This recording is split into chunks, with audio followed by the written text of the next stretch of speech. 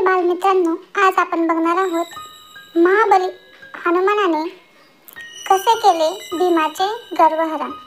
चला तर मग आज गोष्टीला आपण सुरुवात करूया। आजच्या गोष्टीचे नाव आहे भीमाचे गर्वहरण।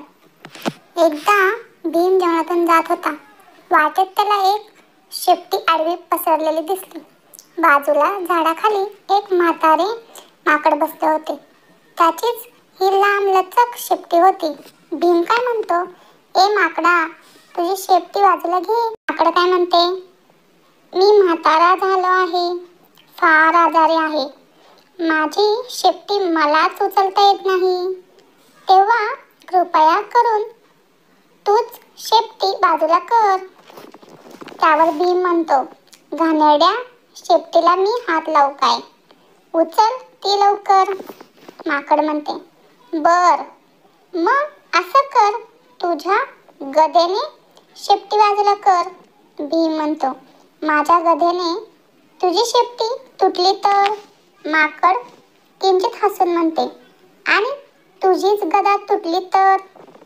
एक म्हातारे माकड आपली थट्टा करत आहे ते पाहून भीमाला राग आला।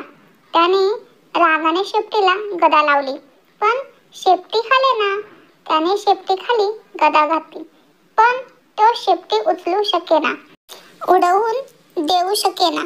त्याने सगळी शक्ती लावली, त्याला दम लागला, तो घामाघूम झाला, पण शेवटी हालेना। मग त्याने शेपटी खालून गदा काढून घेण्याचा प्रयत्न केला, पण त्याला गदा काढताही येईना। आता भीमाचे डोळे उघडले, हे सामान्य माकड नाही हे त्याच्या लक्षात आले। भीम नम्रपणे म्हणाला, महाराज, आपण कोण आहात? माकड म्हणाले, मी श्रीराम भक्त हनुमान आहे। भीमासमोर हनुमानाचे प्रचंड रूप उभे राहिले। भीमाने महाबली हनुमानाला वंदन केले।